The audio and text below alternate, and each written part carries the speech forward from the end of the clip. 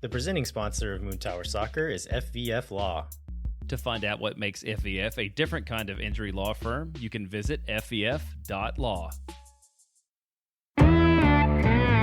Hello, friends. Thanks for listening to Moon Tower Soccer. This week, we'll talk about Austin's 1-0 bounce-back win over LAFC. We'll do some playoff math and discuss who Austin is likely to face in the first round of the playoffs.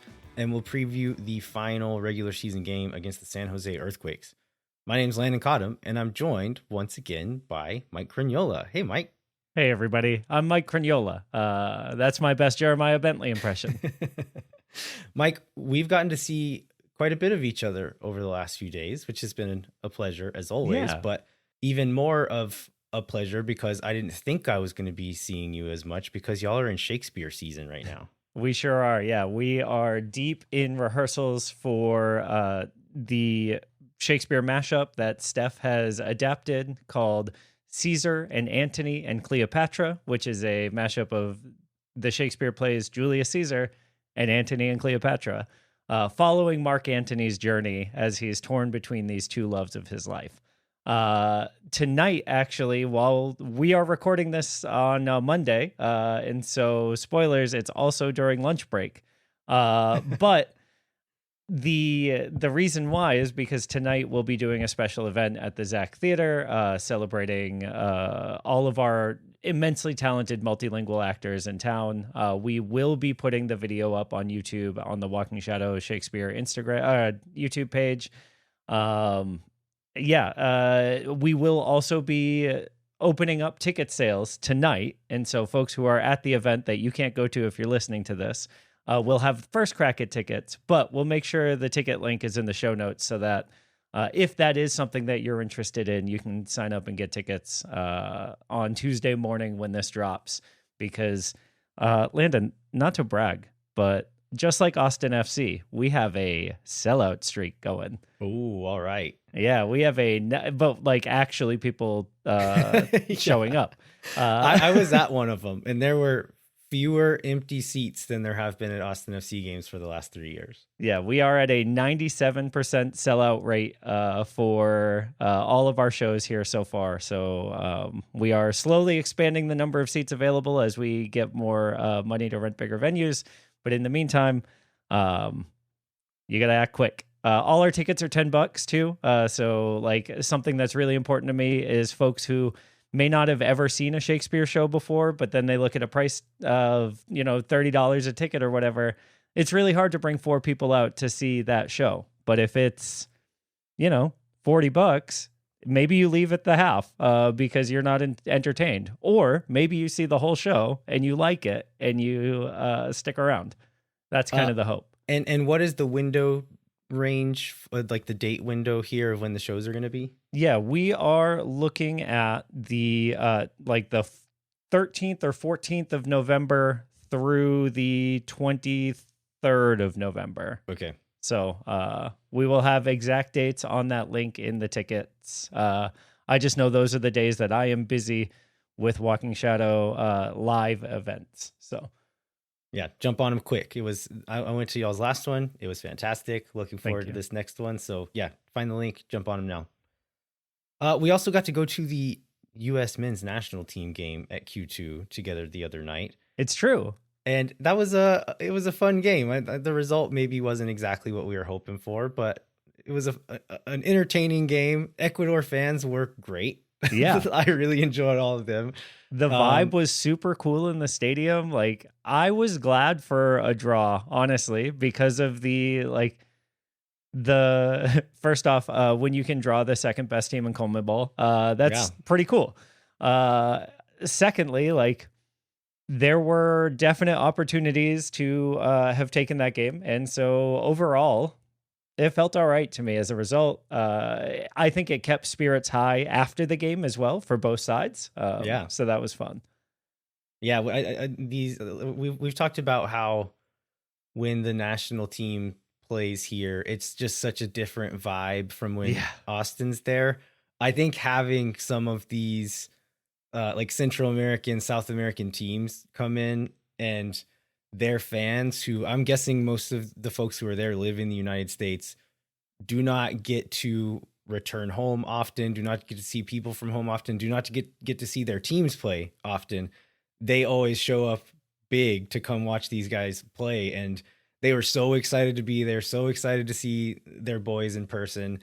And I think that whenever there's a decent contingency from the other team, and it was probably like a 60-40 split in favor of the US, but quite a few yellow jerseys out there. I think that adds to the atmosphere and makes it a lot of fun. So we got a good show the other night. Yeah, for sure.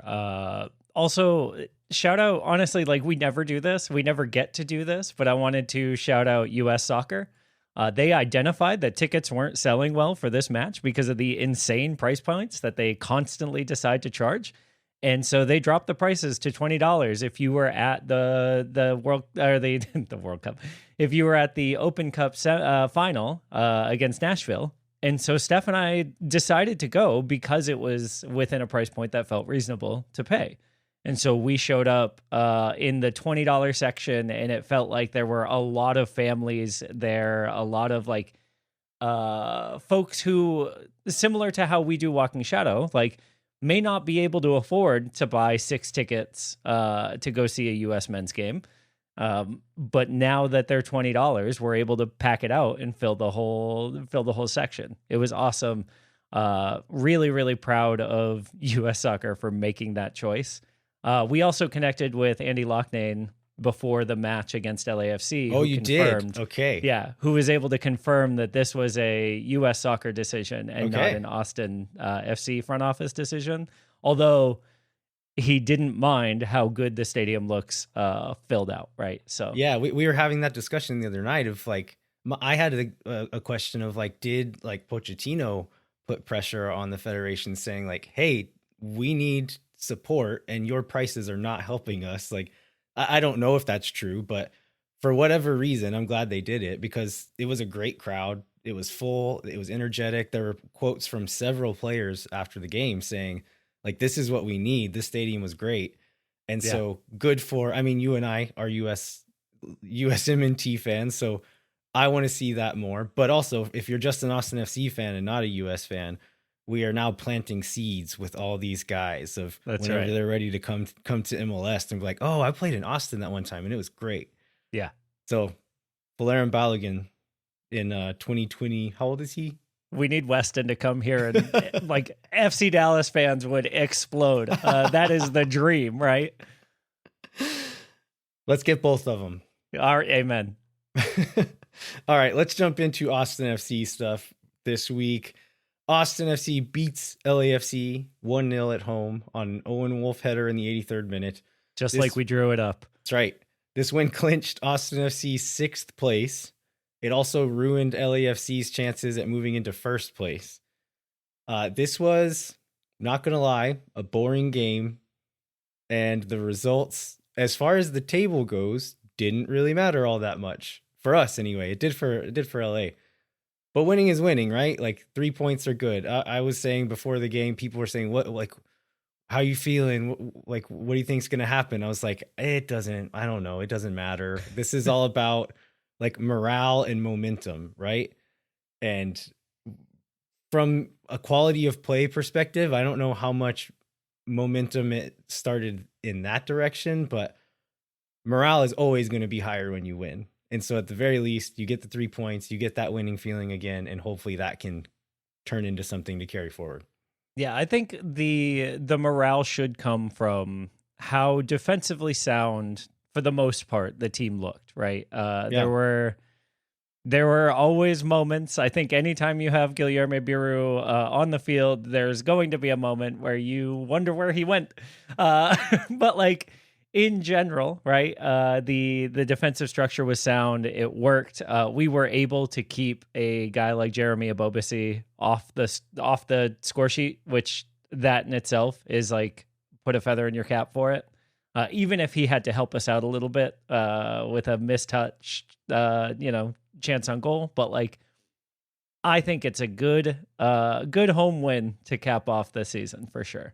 Yeah, and with the top 4 as of match night was still very much up in the air and still is to a degree. it's like it's hard to say is like 6th place or 7th place better for Austin in that regard. Like matchups, like who knows? We'll talk more about that here in a little bit. But one thing that it does do is the higher up you are in the table, the better chance you have at being able to host more playoff games. And so at this point, because we're going to finish above Portland, if we make it through the first round and Portland makes it through the first round, we're not going to talk about how likely or unlikely those two things happening are, but we would then host that second round game, and that's a one-off. So that's a big deal. Like if we do make it through that first round, being able to host is going to be big for a team like Austin, who's going to be an underdog in almost any game we go into from this point on. Yeah. So after we were leaving the match, you had mentioned, like with this win, we make it more likely that LAFC stays in third. Yeah. How do you feel about that? In the notes, I said the win keeps LAFC in third. Was that a mistake? Because they didn't have Denny Bouanga or Heung-min Son in this game, who have been on an absolute tear since Son got here. They're going to have them back for the playoffs. And the way that they're playing with those two right now, they are probably the team that I'm most scared of in the Western Conference.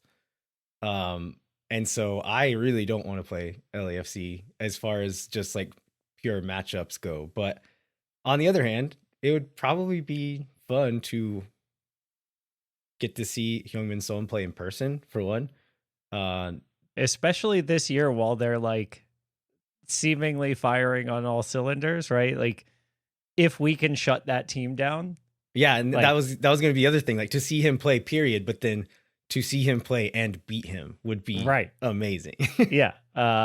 Team of destiny stuff, right? If we're able to knock out a team like LA in the first round, like that to me kind of encapsulates that Open Cup run that we had, right? Like, whew, look out.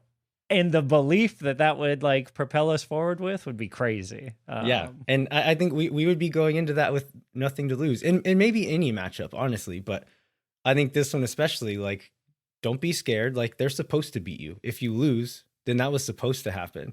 But if you can grit it out and like do something special against that narrative, yeah, do something special, like, that would be really cool. Yeah. I've talked myself into it. I want LA. That's right. And welcome to the club. Same. I cannot wait to face them in the playoffs, beat them in our house, beat them in their house, and take it all the way to the cup, baby. So there is still, let's see. Let me. Oh yeah, we've got a game left, right? So there are everyone has a game left. So LAFC plays Colorado away. Colorado is still fighting for a playoff chance. Essentially, all the games have all these teams have games that could decide something. The fate. And so it's all going to come to next weekend who we actually end up playing and who ends up in third place. But it looks like it's going to be San Diego, LAFC, or Minnesota. Those are really the only options at this point. And I think right now the math on that is LA has like a 44% chance of winning third place in the league. So most likely of the three right now, but not guaranteed. Right. The only thing that's guaranteed is that we have beat Portland to 6th place. Yeah. And should we go into why? Yeah, this is worth talking about. I think folks who follow other leagues or don't follow soccer super closely, period, are maybe confused about why we clinched 6th place. When you look at the table and start doing a little bit of math, you see that Portland is just 3 points behind us. So on decision day, if we lose and they win, we'll both have 47 points. And their goal differential currently is better than ours. Goal differential, for folks who might not know, of course, is goals scored minus goals allowed. Right. And so really simple number, but like sometimes can be, how do we get there? And that's generally the next tiebreaker for a lot of leagues. MLS does not do it that way. They go points, then wins, then goal differential. Since how do you feel about that? Let's finish the math here, and then let's talk about opinions. So since Portland has 11 wins, we have 13 wins. They can't catch us in this one final game which means we've clinched 6th place. How I feel about it, I think there's like a reaction from a lot of people that it's dumb because it's different than how other leagues do it. Yeah. And I always like to poke at those questions of like, but is it dumb just because it's different, or is there a reason it's dumb? And I think in other leagues where like the points are like the Premier League, the points are all that matters, right? Like there's no playoffs. Like you get the points and you get the points. But in a league like MLS where you don't play a balanced schedule, every team's not playing the same teams the same amount of times, the leagues are different, the quality within the leagues is different. I don't mind the win tiebreaker in this scenario. And it also encourages teams to win games. Like don't go for the draw, get a win if you can. That lends itself to more entertaining soccer. So I don't have a big problem with it. Is there like A, what's your opinion on it? And B, is there something I'm missing here of why it is a bad idea? So I have come full circle in the past like 4 days or so about this tiebreaker scenario because it's been on my mind a lot, right? I think this is awesome. And the reason I think it's awesome is because as a league, MLS is set up for parity, right? We are always trying to create as even a playing field. Anybody can win on any given Saturday is like the whole concept of the salary structure of the league, the roster structure of the league, like all of the mechanisms are supposed to be in place so that it's exciting for as many fans of as many teams as possible for as long as possible. And so in a league where parity is the goal, ideally, I think the league architects would want a 0 goal differential for every team, right? Over the course of a season, everything balances out. So if we've built a structure where goal differential is like we're trying to erase it, then we have to go by wins. And over the course of a season, those little margins of we pulled out a 1-0 win against Colorado on the road, or we during an international break, I don't know, scored an 83rd minute header at the end of the game to be like one of the best teams in the league. Like moments like that should matter over the course of a season. And I think this is what a structure like that does. I think another point is that in a league with a playoff system, one of the complaints of MLS is that there's a lot of regular season games. Doesn't matter. Yeah, the games feel like they don't matter. This makes them matter to a degree where like every point matters, but then also every win matters, not just a single point. You want the 3 points, and that could be the difference in you making it or not. And like that's how it's shaking out this year. Yeah. Yeah. So yeah, I'm team wins are cool. But I definitely understand the idea that like how you get your points, like I'm not used to that mattering. You know what I mean? And so like if I don't lose in soccer, that's kind of like it's like people who sometimes I feel like a person who cares about batting average instead of on base percentage for my baseball folks, right? Like not getting out is the goal in baseball. And for a lot of soccer fans, not losing is the goal, right? And so that's that like shift in mentality, I think. So coming into decision day, every team is going to be playing at the same time. Austin is set in 6th place, therefore giving them the opportunity to be the meme of Austin has the chance to do the funniest thing ever here. Mm-hmm. Dallas is currently in 8th place in the wild card spot. The only way that they can be knocked entirely out of the playoffs is for them to lose to Vancouver, which seems likely because Logan Farrington got a stupid... well, aside from that, Logan Farrington got a red card for kicking a guy in the crotch the other night. It was the midsection. I heard the announcers. Petar Musa got a really stupid yellow card and will be suspended for that game as well. And then, as you said, Thomas Muller is Thomas Muller and on the other team. So the only way for them to be knocked out is if they lose and if San Jose wins their last game. Do you know who San Jose plays in the last game? Oh, I think I know this one. It's us. So if we lose this game, it could eliminate Dallas from the playoffs, which would be the best consolation prize of not winning this last game. Yeah, to me, this is a win-win last game. If we win, we keep San Jose out. If we lose, we keep Dallas out. Like, that's what a joy. Yeah, it's the best. Do you think the players are thinking about that? No. I mean, they may take joy in it after the fact. Yeah. But we know these boys hate San Jose. I mean, they're professional athletes, so they hate losing, first of all. Right. They want to beat San Jose, second of all. And then I think Dallas missing the playoffs will be at best third on that list, if not further down. What about Nico, though? Where would Nico put this on his list? Oh. Especially after that quote from the post-game press conference where he was like, look, I've been an MLS coach for 4 seasons. In the 3 seasons that I finished, I made the playoffs. That's right. What an opportunity to double deuce the team to the north. Yeah. Like you said, it's going to feel like a win-win given that this game can't really hurt us in any way. We can only win on this one. Yeah. All right. I think we should maybe take a break and then come back and talk a bit more about the LAFC game. No one is around.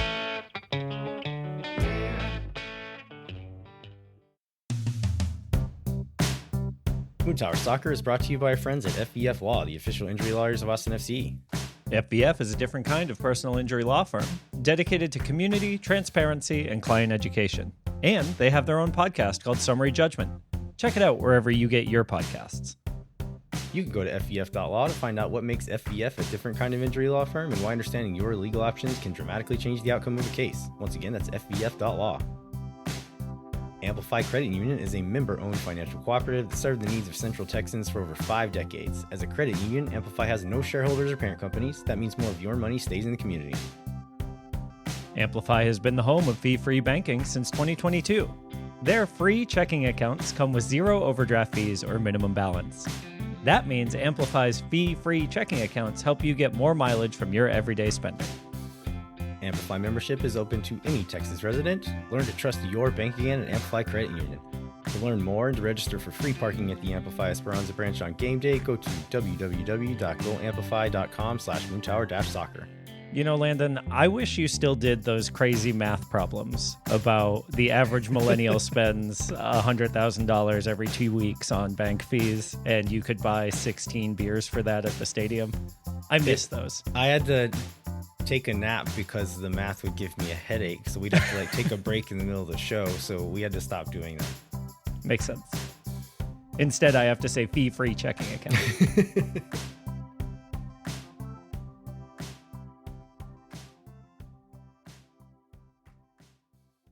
All right, we are back. We're going to dig into this 1-0 win against LAFC. Jeremiah, I just called you Jeremiah. Michael, where should we start? Where should we start with pregame narratives here? I think we'd be irresponsible to not talk about the players who were out on international duty and the players who decided club over country, baby. I'm staying and I'm representing the badge that matters. Yeah, Leonardo DiCaprio meme. I'm not going anywhere. That's right. Uzuni, Svatak, Cascante, all out on international duty. For us. Right. Danny Pereira was called into the Venezuela national team. I speculated based on something Nico said last week. He said some of the players are still TBD. I read between the lines thinking that was Danny Pereira, and that ended up being correct. The Venezuela national team. What are you going to say? I was going to say, take your victory lap. It's not the wildest of guesses, so I'm not going to celebrate too much on that one. But I mean, it could have been anybody. This was the one I guess I hoped it was the most. Yeah. But yeah, Venezuela puts out a statement saying that a couple of guys were going to be left with their clubs. I think this is worth talking about, that clubs cannot say that the player can't go. If they're called in for an official FIFA sanctioned competition, the club has to let the player go. So the club can put pressure on the player to then ask their country's federation to let them stay if it's the circumstances are such that they need to be back or would rather be back with their club. That I'm guessing that's probably what happened here. Venezuela's already been eliminated from World Cup qualifying. This is just a friendly. I think it was just one game. And so my guess is Danny says, hey, my team needs me. I'd rather play a full game with them than maybe get a few minutes at the end of a friendly. Venezuela, can I stay here? And they were kind enough to let him do that. Do you think that's a correct read here? I would assume so. It's too bad we couldn't do the Messi thing where Danny gets to do both because the Federation has decided to be in Austin. Did you see that? Wait, what? So Leo Messi was called in for Argentina, but Argentina's training camp was in Miami. Oh. And so he was on the bench for the Argentina game on Wednesday and then played on Saturday for Miami and then will play for Argentina again this week.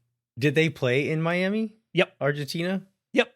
So they probably scheduled a game around him. Yes. So once we have a player worth a national team scheduling their entire structure around, we'll get to do that too, right? That's right. We need Danny to maybe take a few steps up. One more leap, baby. Yeah. The other team had some players missing too. Yes. And they had another player who did a Danny move. Oh, that's right. Also from Venezuela. Yeah. So yeah, Heung-min Son, Denis Bouanga, gone with their national teams. They also were missing Matthew Chouanier, who's been a big piece of their midfield, and then Nathan Ordaz, who was mostly their striker when the other guys weren't available or not playing well or didn't play here yet. And then David Martinez, one of their young Venezuelan player, also stayed back. And LAFC did have a chance to push into first place if they continued winning. We kind of stopped that one by not letting them win. And so I guess that feels good, I guess, except for maybe it's shooting us in the foot too. No, it feels great. Feels great. Remember, we settled on this in the intro. We like what happened. Okay, I'm going to keep telling myself that. Mike, me and my family have started a little tradition of going into the stadium, getting something to drink, making a lap around the stadium, and then going and watching warm-ups with you and Steph in your seats. Yeah, it's been really fun. And the last couple of weeks, I've gotten to hear you give compliments to the opposing players, but in a way that really gets in their head. And they're like, is this guy messing with me or did he mean it? Yeah, it's been really fun. I called out Joe Willis's mustache against... No, it was... you did Joe Willis too, but then the Seattle guy. Oh, yes. Andrew Thomas, also his mustache. Which Joe Willis's mustache is actually cool. I think Andrew Thomas's looks stupid. It's a little dirt stash. And you said sweet mustache, bro, or something like that. And I think you probably meant it, but I don't know if he thought you meant it. Listen, sometimes you just got to say stuff so that they hear you, so that later when you say stuff, it's like he's already tuned into your voice. That's right. So the trick is to hit him with something good at the beginning and then get him with something mean as they're coming off before the first half. So in this game, Nkosi Tafari walks past, and I know you are genuinely a big fan of Nkosi Tafari, especially off the field. Yes, I'm a massive fan of Nkosi off the field. It's really hard to be a fan of him on the field when he plays at Q2, because usually he's doing something bad to us or behaving in a way that makes me angry. But he came out and his hair looked phenomenal. And so I had to give him props on that. Mike hits him with the hair's looking fire, Nkosi. Nkosi's walking into the tunnel, looks up, makes eye contact, squints his eyes at him, and just keeps walking. And then right before he disappears, gives him a finger gun and says, "Thanks, bro." Yeah, it was pretty good. Not as good as Steve Cherundolo's reaction when I asked him to adopt me and my wife, so that he would take us to Germany with him. But what was that one like? He was like, "Look, man, I'm sorry. I get it." But we like to be at the tunnel to be able to try to start getting into people's heads a little bit. All right, let's jump into Austin's lineup here. So we got news on Saturday that Diego Rubio was questionable with a hamstring, leaving the question, who's going to play striker if he doesn't? Obviously. Lineup comes out. Rubio is not on the matchday roster, period. So we get CJ Fodre as striker. Going to the back, we'll call the defensive shape a 5-2-3, and that will be the shape we talk about because I think it's the easiest shape to talk about because the offense was a little bit nebulous. But it was Dessler, right wing back, a center three of Djordjevic, Heinzike, Biru, Gallagher as the left wing back, and then Sanchez and Pereira as the central midfielders, Bukhari wide right, Fodre up top, Owen wide left, but still kind of tucked in playing that like left-sided 10 role kind of that he usually does. We also got, we learned, I think it was somebody, maybe the Verde All Day boys posted something saying that they talked to Kolmanich in the locker room after the game, and he confirmed that he has been dealing with a hamstring issue, which explains why he's not been seeing as many minutes when there's a clear need for some minutes in his position. And that's why he's not been getting those starts. Gets some time today, which was good to see, but that probably explains why Gallagher is starting on his non-natural side instead of Kolmanich, who did have a good little run there. Yeah, and I'm glad they followed up because I had heard some rumors about it, and I was glad to see it confirmed by the player, so that was nice. Looking into stats, we don't always talk about the stats because they don't always tell much of a story. I think they tell a story fairly well in this one. Certainly the first half stats. Possession was maybe I didn't do this right. It was fairly split. I don't remember. I don't know if I changed the numbers here, but I think it was fairly even. The one I wanted to talk about was shots. Yeah. 8 total shots in the entire game. Only 3 of them in the first half. So I had some friends who were at ACL and didn't get to go to the game or watch the game live, and just had a text come through. Hey, is this game as boring as it looks like it is from the stats? And I said, can confirm. It is absolutely as boring as it looks like from the stats. So that's so fascinating because I had a very different perspective. From the first half, I thought, this is great. I am not stressed. I can chat idly with the people around me without being terrified that something bad is happening. We are defensively in a shape that is hard to break down, and LAFC isn't breaking us down. And we sometimes are holding on to the ball as a way to play defense. It wasn't exciting, and it wasn't what I would call good, but I was happy.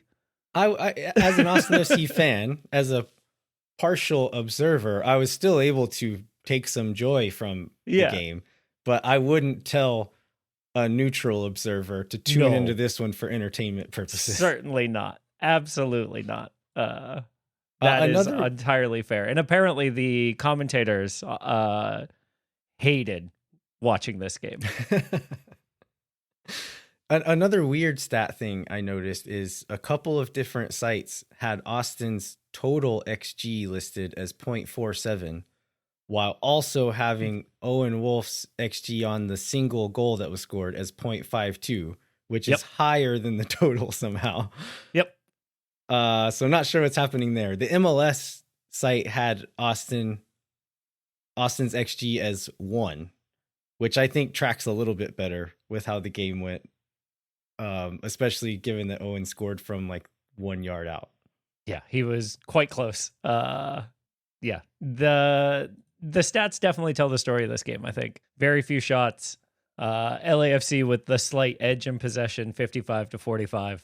2 big chances for Austin, 1 big chance for LAFC. That's pretty much it. Yeah, I think we can get through the match events pretty quickly here.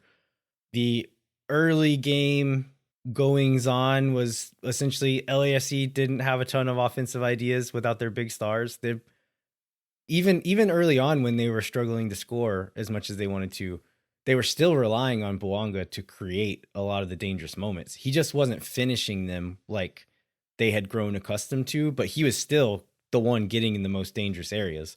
And then since, I believe this stat is correct, since Son has joined, Son and Boanga are the only players who have scored for them. That's correct. So when those guys are gone, it's still a good lineup. Like, their roster is still solid, and I would probably take many of their players over our starters at this point in time. But they just didn't really seem to have any ideas.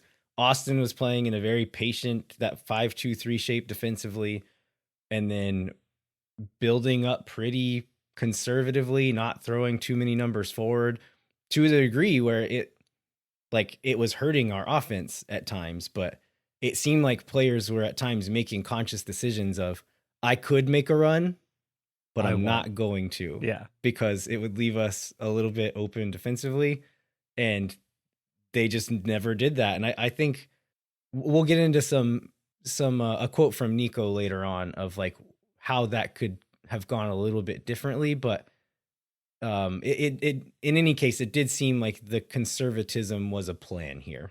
I think from where I was sat, we see a lot of when the attack is going toward the north end, we can see a lot of that player movement from our seats. And so what I was seeing in the first 10 minutes or so, maybe 15 minutes, was like there were off-ball runs happening. Danny made a great one right off the like jump. And I was like, oh my God, like, are we going to like take it to this team?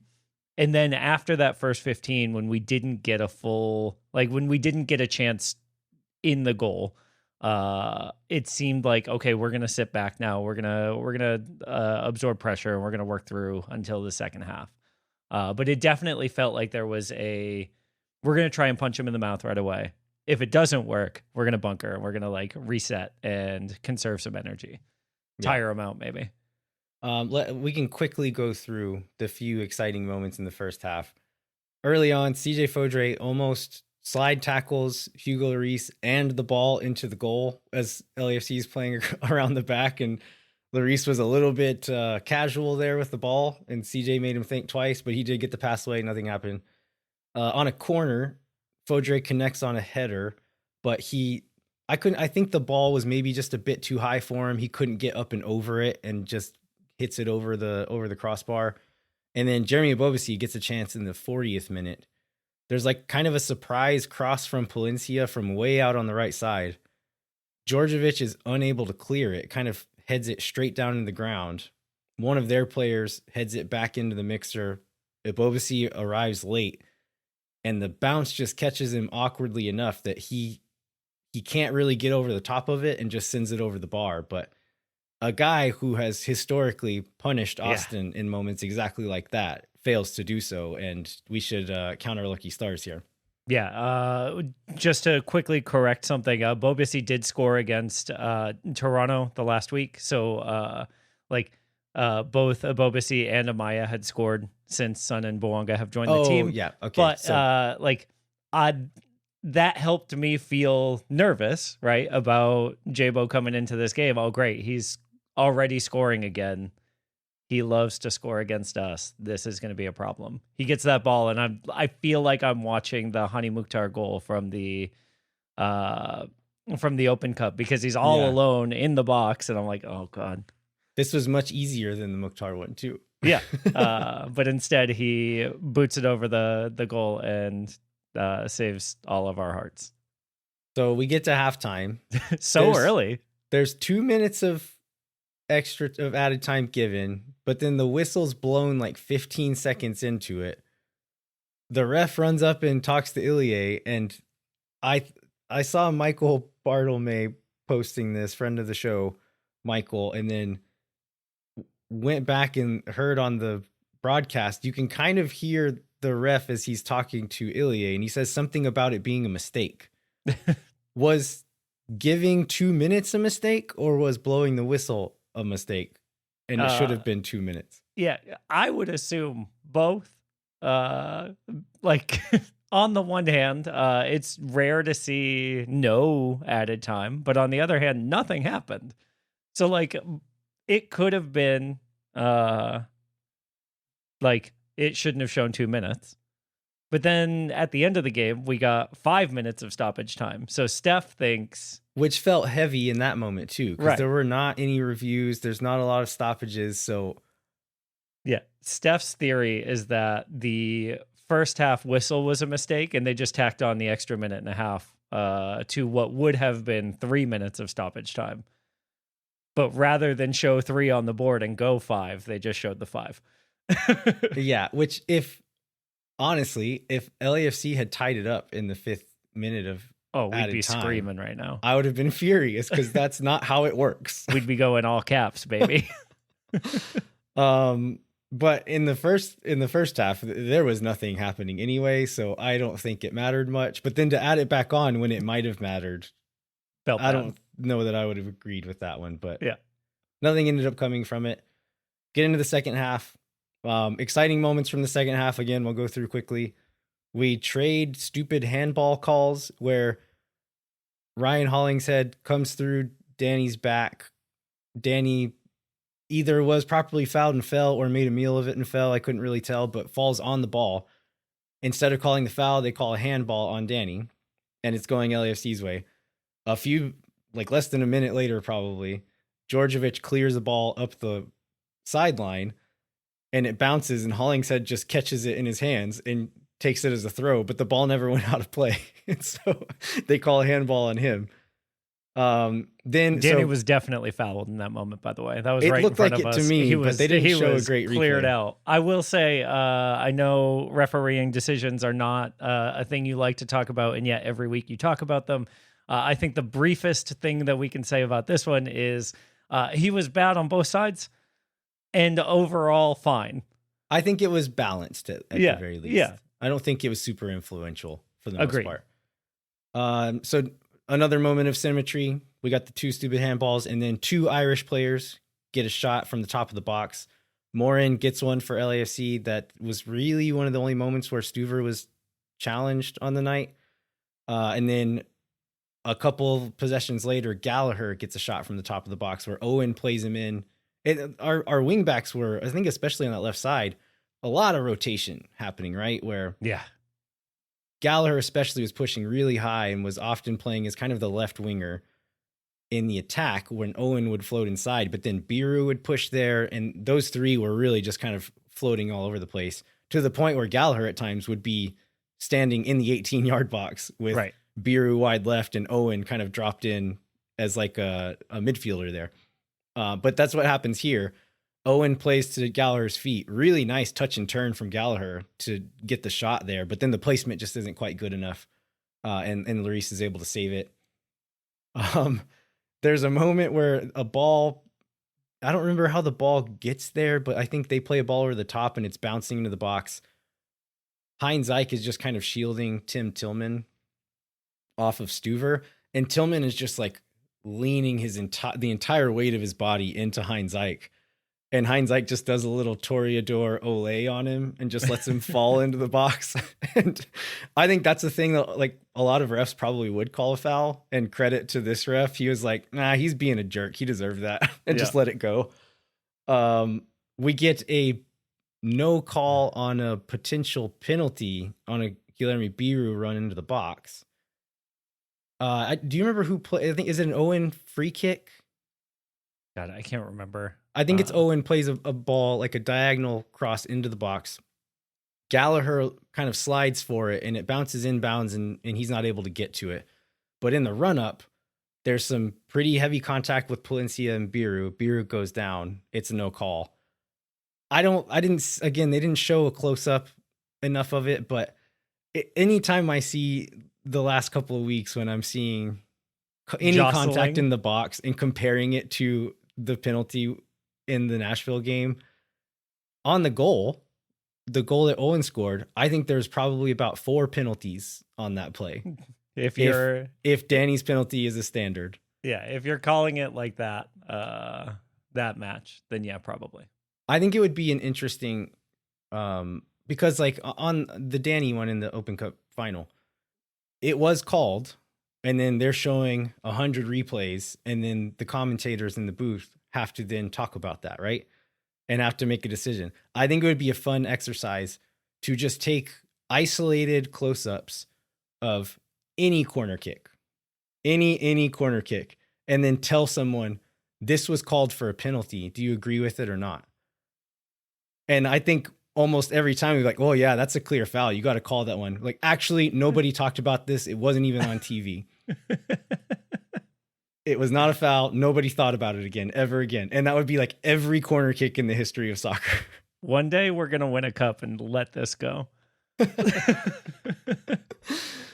Okay. Anyway, it wasn't a penalty. I don't think it was a nailed on thing. I'm okay with that one not happening. And Kosti Tafari later on in the game goes coast to coast because nobody would open up for a pass. Nobody would make a run. And so he just runs the length of the field and takes a shot at Stuver, who this one kind of challenged him too, because it was at a pretty dangerous angle, but Stuver does well on it. In the 70th minute, we get subs. Obrian comes on for Fodre. We get our big target striker, Hader Obrian, standing at 5'6". Classic. Kolmanich comes on for Gallagher, and then a few minutes later, tucked in shirt Dubersarski comes on for Ilie. Do you think he felt like he had to tuck it in because he was subbing on because for Ilie? he was subbing? Yeah. I think so. 1 in, 1 out kind of thing. I hope he knows that it looks bad. I kind of liked it on him. It adds to his like little boy. Yeah. It definitely makes him look dorky. He nailed it. And then Taylor comes on for Bukhari. The Kolmanich sub ends up being influential because he's involved in this goal. And obviously, it was a late game. It was a late game cross from Jean. The only fault that I have for Nico in this is that he had subbed Fodre off for Obrian. Otherwise, It would have been a Fodre header for the goal. Yeah, robbing Fodre of his late game glory there. Yeah, how dare he? So this goal comes from an Austin corner. This is 83rd minute. Kolmanich is taking the free kick instead of Owen because it's on that side where Kolmanich can put in that left-footed in-swinger. Nothing really clever on this one. It was just kind of whipped into a crowd, several big bodies kind of pushing towards the near post. And I think the strategy here, I want to give it credit where it's due. It's not just go stand there and try something. I think it was like big guys, y'all crowd towards the near post. If we can get a flick on, great. If we can't, you're opening up space there and behind for someone to follow up. There is a little bit of a touch there, but it's off of Eddie Segura, and it continues its trajectory through the box to the far side. And Owen springs into action. And like Owen's kind of playing that Driussi role, right? Where on set pieces, Driussi would just kind of float and read the ball and just be ready to pounce on a second ball if it came through. Oh, that's what Owen's doing here. As it comes through, Owen springs into action, sneaks in front of Tim Tillman, who is kind of late to react, and just punches it in with a header.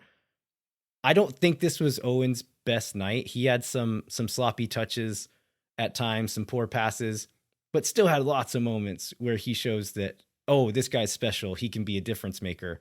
And he showed it here. Just the final shot from where the ball touched his head was a very easy one to score, but reacting that way, it's the thing I like to say of like, it's not being in the right place in the right time. It's being in the right place every time and reading that play, knowing where to sneak that in and being on your toes and ready to react to it. And that's what he did here.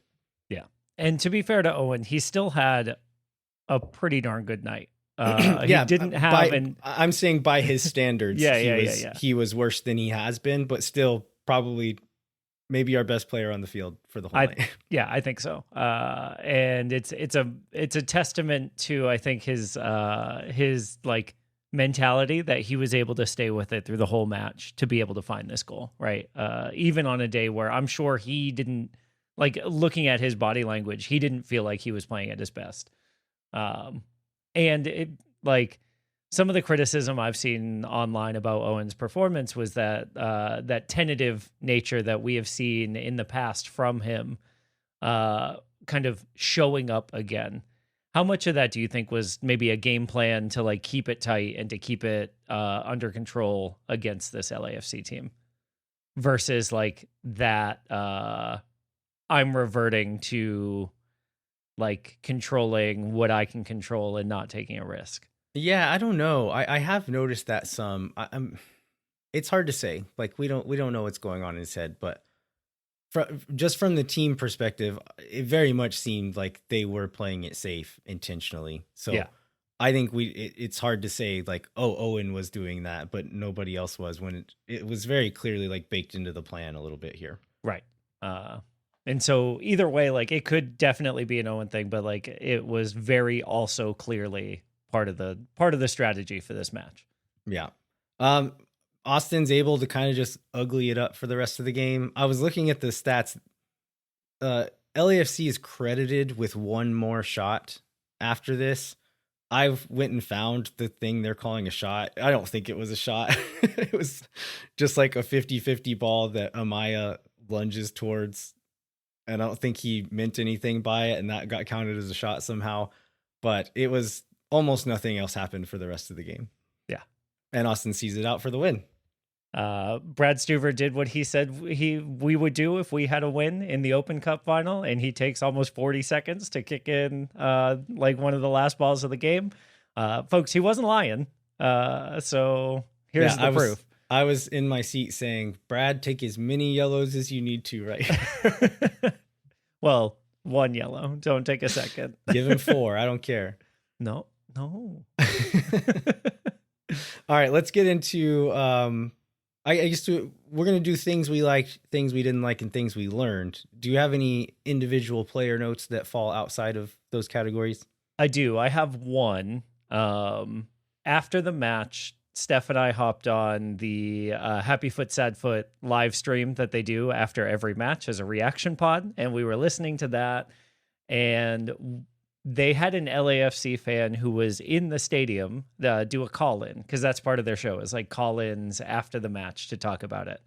And this fan, Denise, mentioned that she was just really glad that Austin has embraced Ilie as much as we have. Apparently people were stopping her because she was wearing an Ilie jersey, and they were stopping her, thanking her for how great a player Ilie is and how happy we are to have him here, and giving her compliments on her jersey because he's the best, right?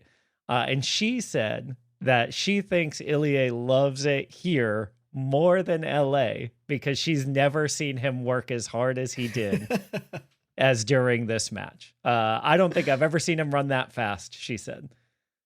And so that is almost certainly not true, because I feel like I can see him getting slower with every step. With every step, I know. But I think maybe he's having to try harder to run at the same speed. But I think it's really cool and important to call out that like this man is now undefeated against all of his past teams this season. He is 5-1-0 against every team that he has played for. So like I think that says something about where his head's at. Yeah, and it's not just the Verde tinted lenses, right? Like of us, oh, he loves it here. He really loves us. And it's the team that has loved him the most, probably. Yeah. Saying like, oh, he looks happy. I'm glad he's happy now. Yeah. They also, everyone on the Happy Foot, Sad Foot like post-game match recaps, like just so sad he's gone. Yeah. So just a moment of Ilie appreciation, because I think we get down on him for time passing. Yeah, he clearly knows where he's supposed to be at any given spot, but just can't always make it there now. Yeah. But yeah, you gotta love the guy. Yep. All right, things we liked. I just wrote win. Win is good. Win is good. Next, center backs. Yeah, I loved Djordjevic. I thought he looked great. Obviously, like he's still a kid, and there are like moments where he has that like indecision.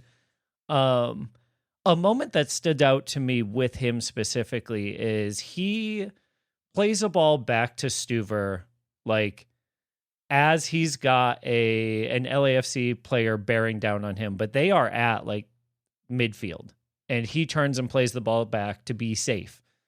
And Nico was screaming at him about it from the sideline. Oh, really? Like, I missed that. So he wanted the ball back in, like, let's keep pushing. And he had turned and played the responsible pass, which I would so much rather have a 21-year-old play like the smart, responsible pass. And so I was wondering, like, as someone who has played center back, what are those triggers for you? And like, how do you make that decision of I'm gonna lump it back in, or I'm gonna like recycle possession?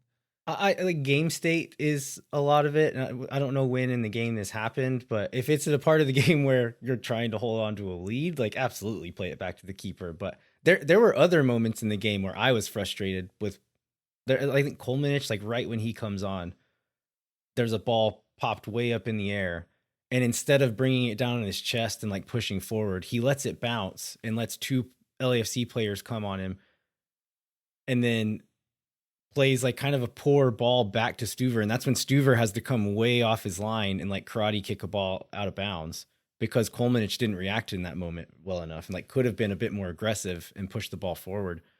Yeah, I mean, he didn't hit the ball hard enough to get it or he didn't hit the ball hard enough to get it to Stuver with the pace that it needed. he shouldn't have let it bounce in the first place. Yeah. And then when he did, he invited all this pressure on him and then plays a poor pass. So it's like several mistakes in a row. But you got to read what's in front of you. If I tried, is there a safe option to get it forward or like a dangerous enough option that I'm going to launch it long? And even if it doesn't connect, we have time to get back and get into shape. Like those are the options there. But if you don't see those options, you don't think you can turn, play it back. So I didn't see exactly what moment you're talking about here, but I felt like he handled a lot of those moments really well. I came out of the stadium really high on Djordjevic, and on the rewatch, I noticed there's 3 major mistakes he made. One of them being the missed header on that Ebobisse chance. He didn't head that very clean.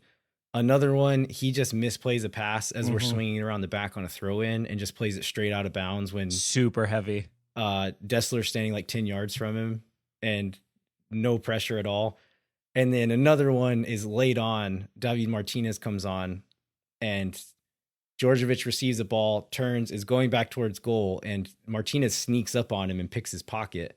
And luckily he puts enough pressure on, then Heinz Ike comes in and puts a challenge in on the box and takes the ball off of him. But those 3 moments, like rookie mistakes, right? Like that's young guy stuff. As far as like, you see a lot of 21-year-olds who are physically capable of playing, and he is a physically mature 21-year-old. Like he has the body and the ability to play the game at a high level now. You don't see the mentality there a lot, especially like a cerebral position like center back, where reading the game is almost, if not more important than having the physical ability.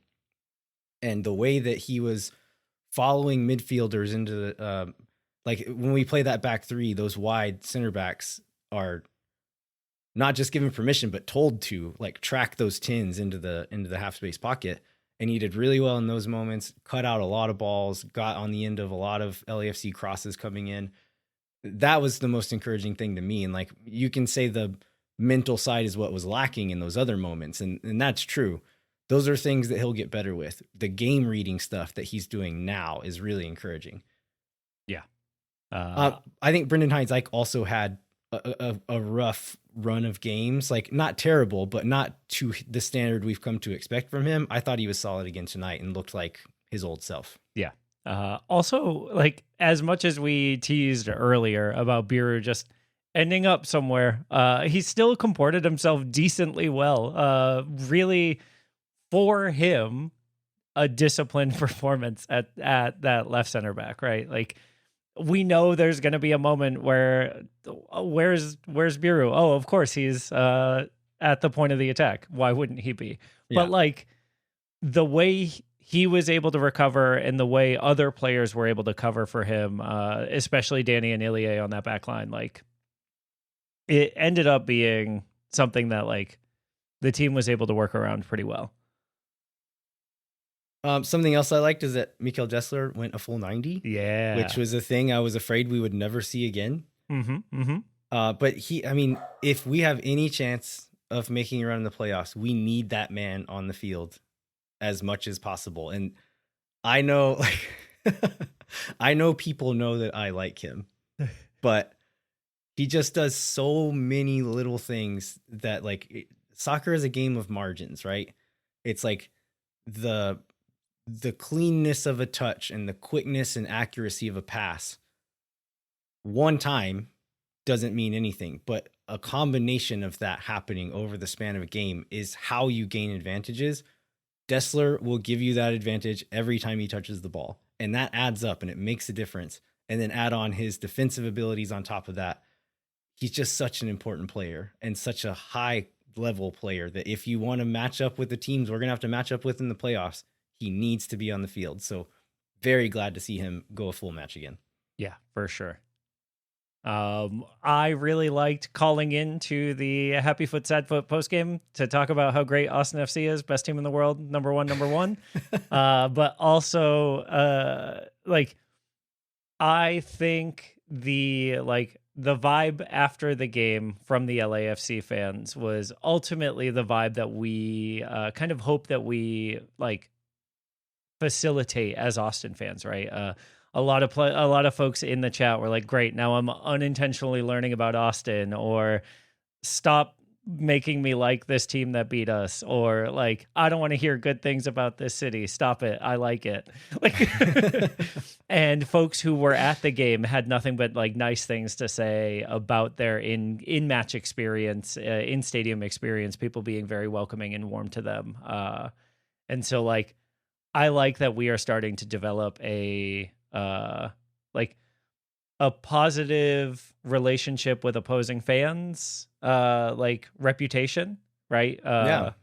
As long as it doesn't make the opposing players really happy to come to Austin, Yeah, exactly. I mean, and this is two teams who have in 22, when Austin FC went to the semifinal there were fights between fan bases. Yeah. And so this feels like a step in the right direction. And I think credit to you guys and to the Happy Foot Sad Foot guys of drawing in folks who want a different soccer experience and are creating and facilitating that in some way. And then with this, bringing them together in a way. And I would just always take the Minnesota folks mentality of it. It's drink 90 drink. Let's be friends before and after the match, and then enemies during the match. And exactly, I think that's fine. I think it's good.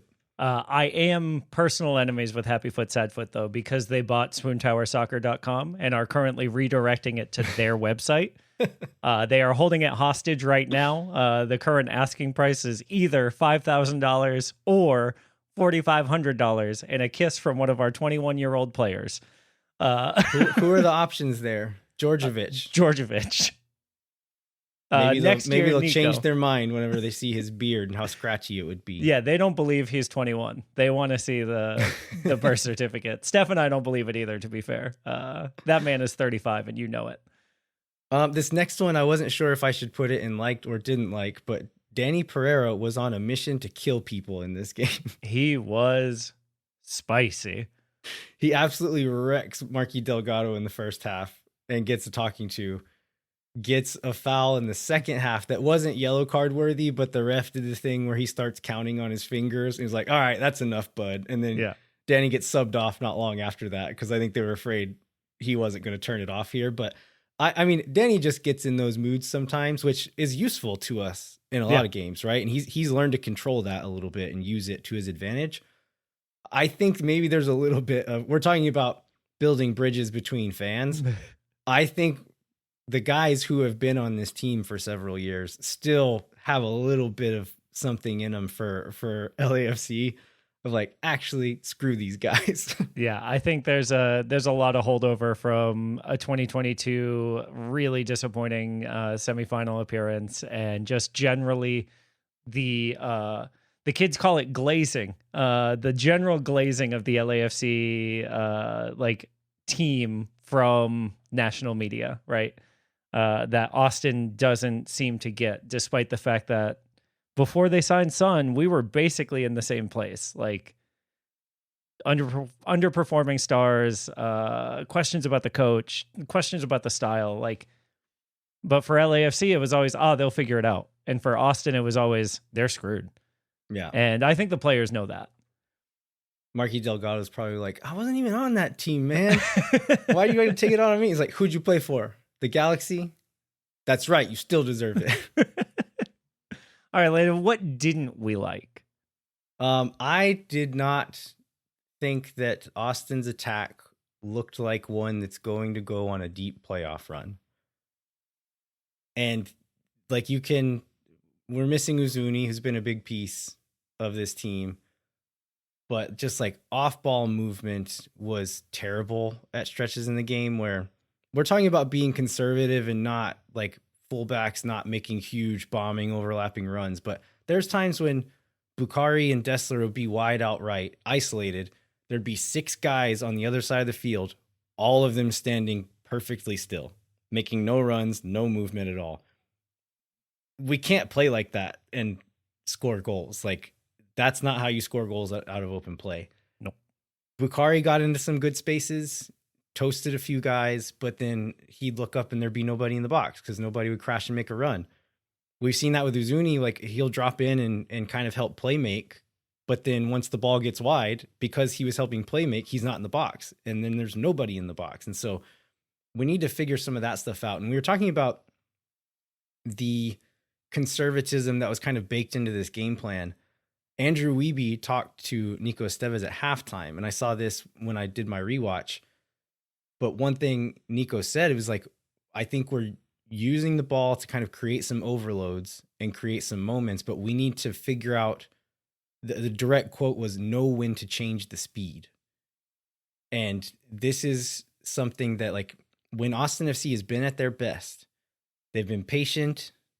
They'll break a press, they break 1 or 2 lines and then turn and go and just turn it on at that point. And we never really did it in this game. There was a couple of times that didn't lead to anything, but that's something I'm going to talk about in the game preview coming up, is like knowing when to turn that on.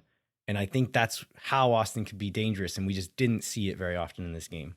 Yeah, I wonder how much of that is like you mentioned, we didn't have Uzuni. We didn't have like when we've looked most able to do that, right? We've used Rubio as kind of that tempo setter, and so he'll receive in that pocket turn and just launch a ball for Bukhari, right? And like, or we that didn't have anybody doing that here, yeah, or that through ball to Uzuni who's making the run, right? And so I'm hopeful that it's a problem that we can solve.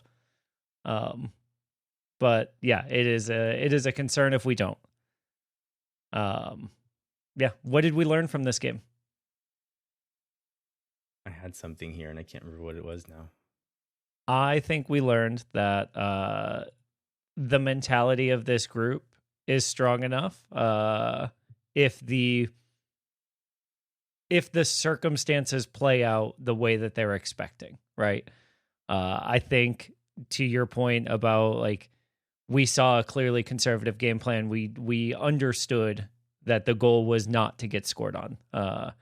And so when that happened, the team seemed more full of belief through the end of the match that something would go their way. And so, like, sticking to the game plan, not like stressing too much when they see it happening. And being able to take a team that, like, everyone expected LA to put up a little bit more of a fight in this game than I think we gave them the chance to. And the boys on the field were like, no. Like, keeping a clean sheet for the first time in a long time is a nice thing to see, even with their star players out.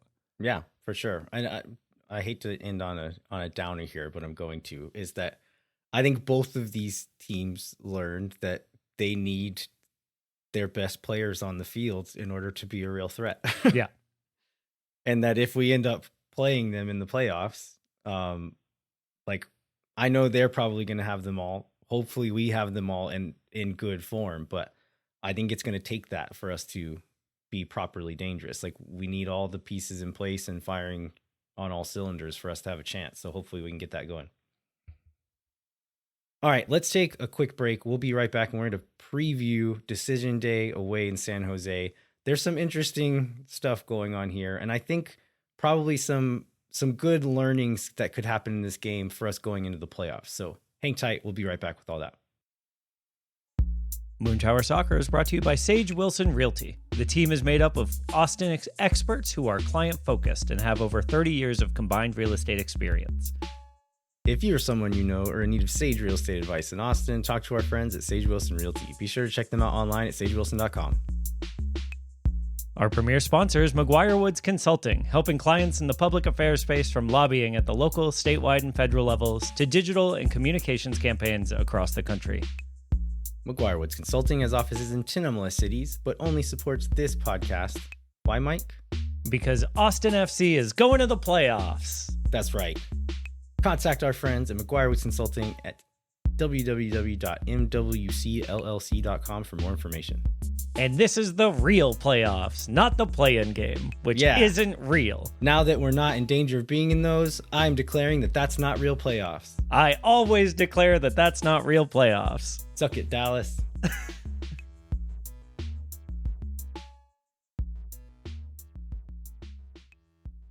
All right, we are back. There's no news to cover, right? Nothing important. Uzuni went 90 against Serbia the other day and helped Albania get a shock 1-0 away victory against Serbia, which put them in really good positioning to continue on in World Cup qualifying.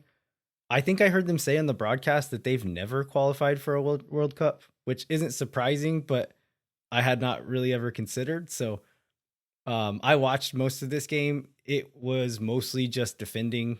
And so he was like, Mike, in a group chat we're in, I shared just like a goofy lineup where we started 3 left backs just stacked on top of each other. That's kind of how Uzuni was playing in this game. He was like high left back, and then was able to be a useful outlet a few times. And they scored on like a rebound from a set piece and then just didn't let Serbia do anything. But kudos to him. I'm not sure if any of our other guys played in the games, but that one seemed worth highlighting at least. Yes, Fatak did not play in the first Ukrainian game, and he is not playing in the second game either. At least not yet. We are in the 78th minute as Ukraine is winning 2-1 over Azerbaijan. So, all right, there's a chance. Let's go Svati. All right, San Jose game. Leading to this one, we should have everybody back, right? Yes. Final match of the regular season. This is Saturday, October 18th, which is my birthday. Happy birthday. San Jose. 8 p.m. kick. Reminder on decision day. All Eastern Conference kicks are at the same time. All Western Conference kicks are at the same time. So, and there's going to be some real decisions to be made, right? Including for San Jose. They're currently 1 spot outside of the wild card spots. They need a little bit of help from Vancouver. They need them to beat Dallas, but they'll be desperate for a win here. Their lives depend on it. In their last 10 games, they have no draws. So it's 7 losses and 3 wins. But 2 of those wins were against San Diego and Vancouver. So they've been able to pull out some big results against some of the bigger teams in the conference, but more often than not are losing. And usually in a San Jose game, there are going to be goals. They have the 3rd worst defensive record in the Western Conference with 62 goals against. They also have some of the highest goal scoring totals in the league. I think they have 58 goals for. So in this situation, how does Austin win this game? I think we likely, depending on Nico's preference, we probably see a similar lineup like structure, right? Where we know San Jose is going to be throwing numbers forward. We know they're going to do the Joseph Martinez and Chicho Arango, Christian Espinosa. Yeah, that duo of Joseph and Chicho up front. And then this is a similar structure to what we might see from an LAFC team, where they've got these 2 guys who are just ultra prolific goal scorers. The difference is that their defense is just holes. So their attack is bad. They're their attack is deadly, their defense is bad. So I think you're exactly right as far as like the structure, the approach to the game would probably be similar to what you want to do against LAFC, where stay disciplined, stay compact, and don't give them anything easy. Don't give them chances on the break. But like Nico said, like you have to be able to bring that change of speed in the right moments, in the opportune moments, and take those chances when you get them, because the chances that San Jose is going to score on you is high. And so you need to match that and get some goals. And so like I think for that reason, like this is going to be a really good practice game for the playoffs with a team who, like, this is a playoff game for San Jose, right? Like, yeah, mentally, for them to have a chance, they need to win it. So they're going to be coming for you. Austin is like, needs to meet them in that headspace and say, okay, I know it doesn't matter for us, but we need to treat it like it does and say, okay, this team is dangerous. We need to be careful, but not so careful that we destroy any of our chances of doing anything and finding that balance. I think LAFC was a step towards that. We'll have Uzuni back and all of our guys back for this one. And so hopefully we can take that next step and start to put the pieces together, because I think they need to have any chance of progressing through the playoffs. Like, we can't continue playing like we have the last few weeks and make it. They need to build back up to the peaks of what they've done this season. Yep. And as a reminder, against San Jose at home, we did win 3-1 with a Bukhari and a Zuni goal, and we were helped out a little bit by an own goal in the 77th minute. Oh, the most beautiful own goal. I know. It was so good. But so like there's precedence for this game plan, right? And so boys just got to go out and execute. Yeah. Anything else here, Mike? No, I think that's everything, Landon. All right. We're the best team in the world. That's the only other thing that I had to say. Nico recently talked about how important it is to maintain balance, and when you win a game, you're not the best team in the world, and when you lose a game, you're not the best team. You're not the worst team in the world. And Landon, the only thing that I have to say about that is he's wrong twice. We are the best team in the world when we win a game, but we're also the best team in the world when we lose a game. That's all. I can't argue with that, Mike. All right. We like to remind you to rate, review, and subscribe wherever you get your podcasts. Come find us on the internet, wherever you are on the internet. Buy tickets to Mike and Steph's Shakespeare show. We'll have that link in the show notes. And I think that's all. Thanks so much for listening. We'll be back next week to recap this San Jose match. And then I guess we'll be previewing playoffs. Will we have a week in between, or will we start immediately? It is... Yeah, so it looks like the dates will work out where we will be able to preview the first playoff match next week. The dates and opponents are still TBD, but we will know by next Monday, and we'll be able to talk about it then. So we'll have that on next week's show as well. I think that's all. Until then, I'm Landon Cottom. And I'm Mike Cragnola. We'll catch you next time. When no one is around.